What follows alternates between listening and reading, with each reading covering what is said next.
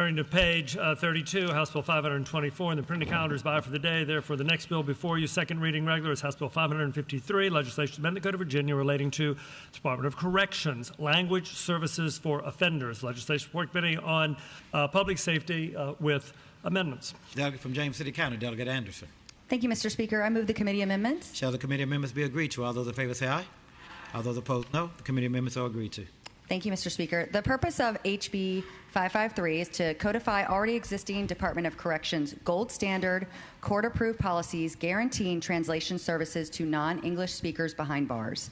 Every incarcerated individual, whether seeking rehabilitative care, attending disciplinary hearings, or obtaining medical treatment, deserves the right to access translation services in their native language. This bill will improve the safety of both officers and incarcerated individuals while ensuring the DOC policies are meaningfully enforced. With that, Mr. Speaker, I move that the bill be engrossed and passed to its third reading. The delegate from Bedford, Delegate Griffin.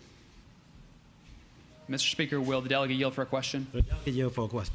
Yes, I will yield. Mr. Speaker, isn't it true that an English speaker can be punished for not following orders in jail, but this bill says that if you don't speak English, you are no longer punished for not following directions in jail?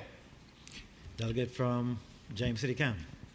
Mr. Speaker, this is actually just creating a fair system with the Department of Corrections to ensure that every individual that is incarcerated is going to know what actions are being demanded of them if they are in trouble, if they are dealing with disciplinary. This is simply giving fair treatment across all incarcerated individuals.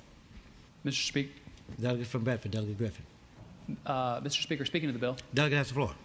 Mr. Speaker, false. Actually, what the bill says, so it's one of those bills that masquerades as an English learning bill, and so I would be in favor of an English learning bill, but you'll find in reading the bill that 90% of the bill is making accommodations for non-English speakers in jail. And it is true that, and it says this in the bill, if you're an English-speaking person and you don't follow directions in jail, you can be disciplined. That's the word that's used in the bill, disciplined. But if you're a non-English speaker and it's communicated to you in English that you must follow certain rules and you don't follow the rules, then you get a pass. Once again, it creates two classes of citizens in jail. If you're an English speaker, you are at a disadvantage. If you're a foreign language speaker, you are all of a sudden playing by a different set of rules. The bill is full of accommodations for foreign language speakers. The jail has to print them off a card saying what language they speak. There's 13 documents that are required to be printed for the convict, the non-English speaking convict, in a different language. We have to provide an interpreter every 48 hours for this person. We need to be prioritizing not only the lawful, I know that's like a controversial statement in here, the lawful over the unlawful, but more importantly on this bill, we need to be prioritizing English-speaking people over non-English-speaking people. These accommodations, I think, are way out there. Thank you, Mr. Speaker. Shall the bill be engrossed and passed third reading? All those in favor say aye. All those opposed, no. The bill is engrossed and passed third reading.